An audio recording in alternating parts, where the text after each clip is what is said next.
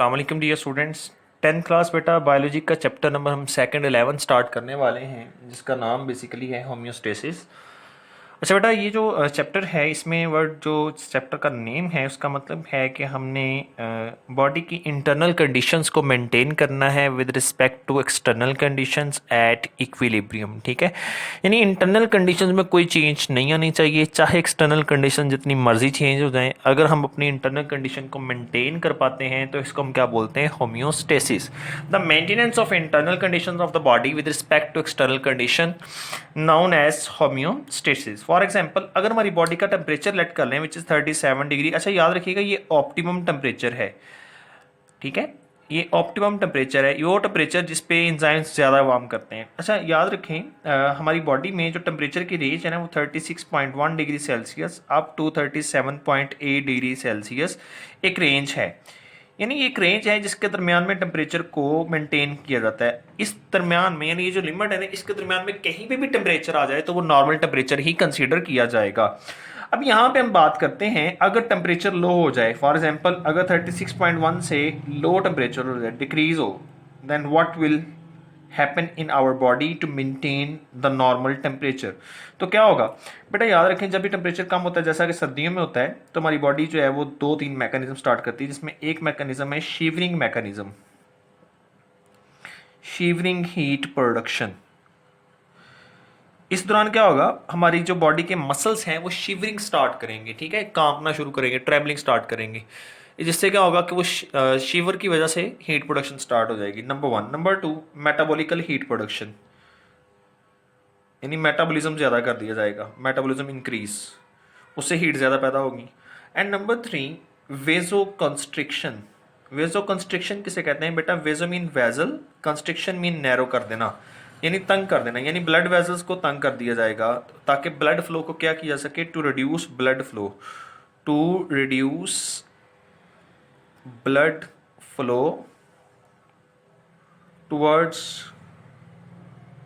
Peripheral parts. ठीक है, अब ये देखें, जब ये पेरिफेरल पार्ट्स की तरफ ब्लड फ्लो कम होगा, हीट लॉस बॉडी से कम होगा, हीट लॉस कम होगा तो बॉडी का टेम्परेचर अंदर वाला ज़्यादा रहेगा, मेंटेन रहेगा एट नॉर्मल कंडीशन पे। ठीक हो गया बेटा। इसी तरह अगर हम कंडीशन को देखें ऑपोजिट, अगर हम 37.8 से टेम्परेचर को बढ़ा दें, देन व्हाट विल हैपन? हमारी बॉडी क्या करती है? Very important phenomena will sweating, sweating start कर दी जाएगी। ठीक है, वी नो डेट स्वेटिंग से क्या होता है? Evaporative loss, evaporative loss of water.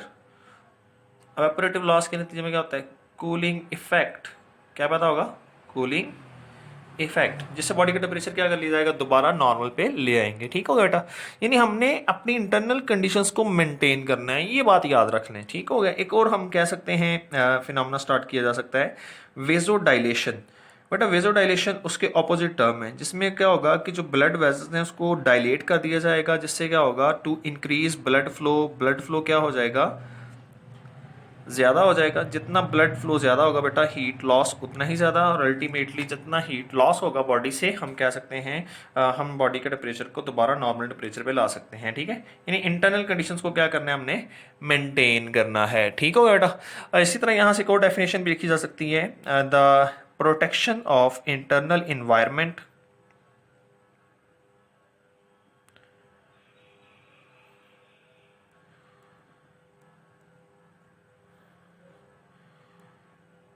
from the harms of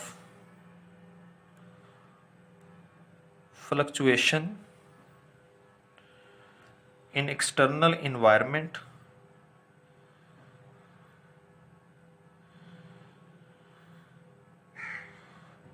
known as homeostasis.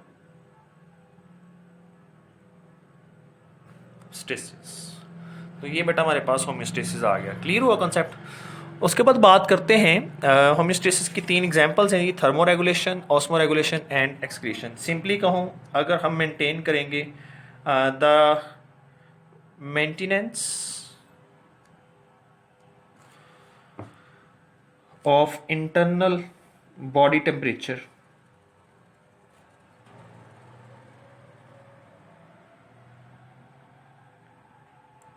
with respect to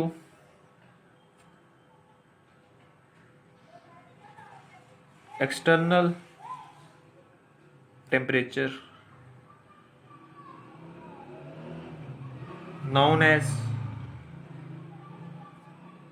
thermoregulation. ठीक है, इंटरनल बॉडी टेम्परेचर को रेगुलेट करना।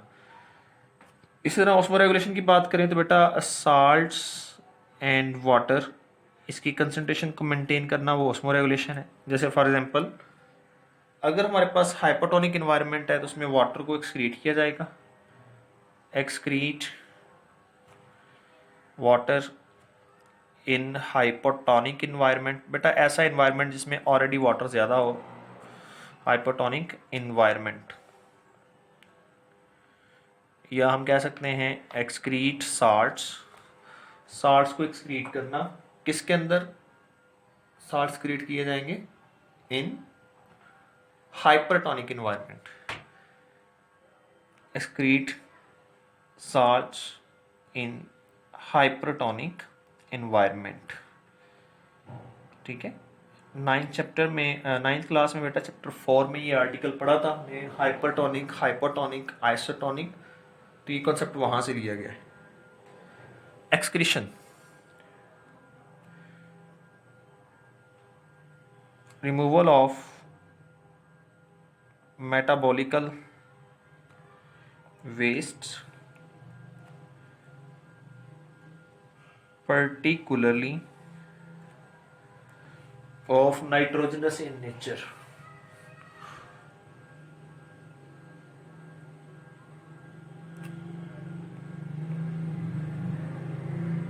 known as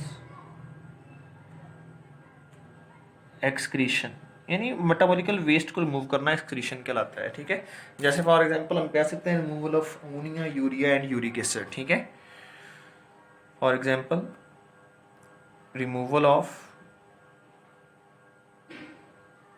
ammonia,